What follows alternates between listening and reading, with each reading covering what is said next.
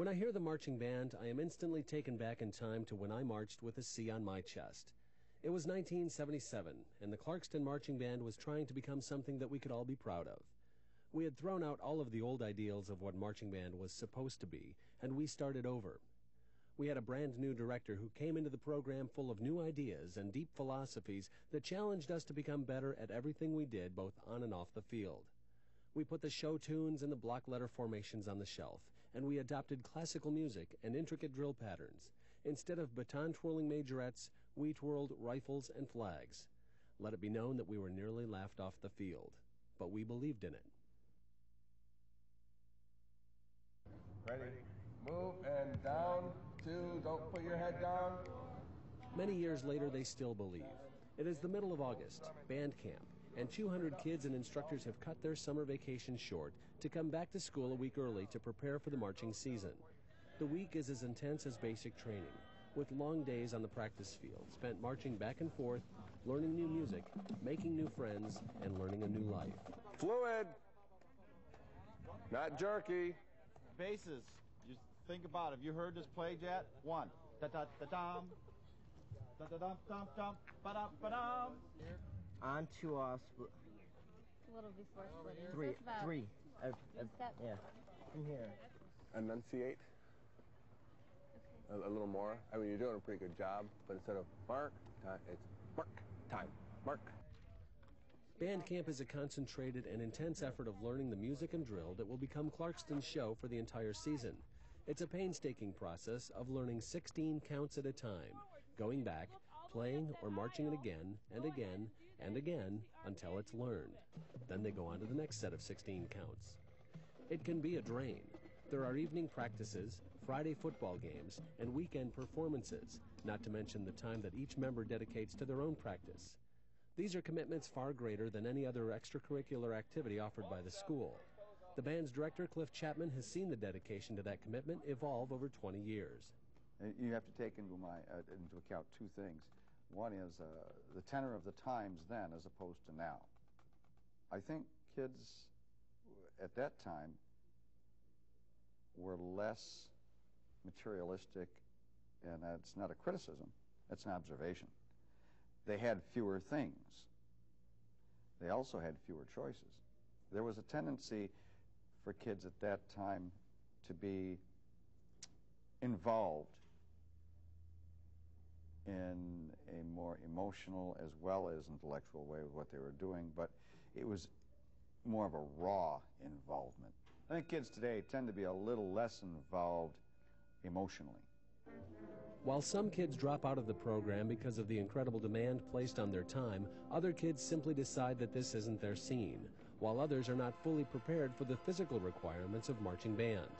I remember band camp, I came home every day, I was like, no, I can't believe I'm doing this. This is so hard. Because standing there for like all day in the parking lot wasn't really fun, you know what I mean? It was like, I came home so tired every day, but like towards the end when we had like, after I knew my music and knew what I was supposed to do, and I didn't have to like, you know, it wasn't so hard because I didn't know what I was doing. That was fun then when we got to do like competitions. That was fun. If the time commitment and physical load aren't enough, the stigma of being a band member presents other challenges. Though respected throughout the school for their accomplishments, the band members still, to this day, catch grief because they're in the band. There's like your band dork, this and this, marching band's stupid, it's not, marching band sucks, this and this, and they say all these things and you're just like, you don't even know. I thought that too. I was like, oh my god, I mean marching band. I mean, just saying marching band. You're like, but then I found that it wasn't that stupid. There was more to it, and it was like, it was a lot of work. You're still not going to get the respect the athletes do because they're, you know, that's just the way society is right now. But I think that we get respect for what we do because we do it well. To the people that love you, you're just like, thanks, and it's really cool that they appreciate what you do. But then the people who don't love us, you just kind of want to say, well, come to our practice and see how much we practice and see what we do, and it's not what you think it is. Well, few people ever do come to watch the band practice, and there's a reason for this. It's rather tedious. The band will spend 30 minutes of practice repeating a difficult 8-count set, or maybe they'll focus on a single measure of music for an hour at a time. This session was spent refining the manner in which they attack a single note. On your body, and on your reed, and on your chin, and everywhere else. What does it feel like to play that sound? So when we play the sound, That sound comes out, not some other. Finally, we get some idea of how dedicated these members really are. Through all kinds of weather, for all of the long hours, with homework piling up, and with a million other choices, these kids only want to do this. Dee-da-da, musically and with your feet. Let's not have something going different between the two. Coming a long way from the heavy military influence of the 1970s, today's color guard's contribution will be a rhythmic dance set to music, while marching and sometimes running across the field, augmenting the band's movements with color and grace and adding passion and tenderness to the performance. But first, they must go through the process of learning. On 23. Hold on 24, 25, 26. Comes down in front. I'm sorry, goes behind. 27, 28, down in front. 29, 30. Ready and go. 1, 2, 3, 4, 5, 6, 7, 8, 9, 10, 11, 12, 13, 14, 15, 16.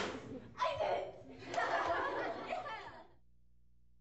Clarkston's football team entered the 1997 season ranked #1 in the state and 14th in the country by USA Today. This put a little more pressure on the band, which was anxious to show that they too were among the best in the state. The show is not yet completed, but what they do know, they're anxious to play. The band uses every opportunity to refine what they've learned. A pregame practice session is used as a way to get their minds on the show. Even as the game is in progress, members of the drumline are warming up and working on specific sections of their music. The color guard also uses the final minutes of the first half to warm up and refine their performance. Minutes before halftime, the band gets into position. No more fine-tuning, no more waiting. It's time to take the field for their first performance.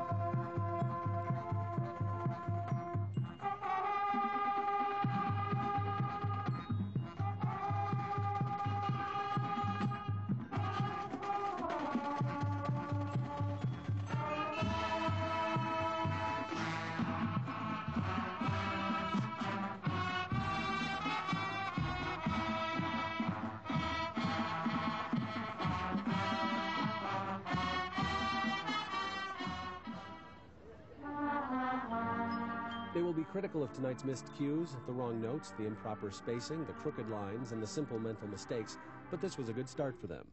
They'll meet on the practice field on Tuesday to prepare for the competition season, which lies ahead, but first, a ritual.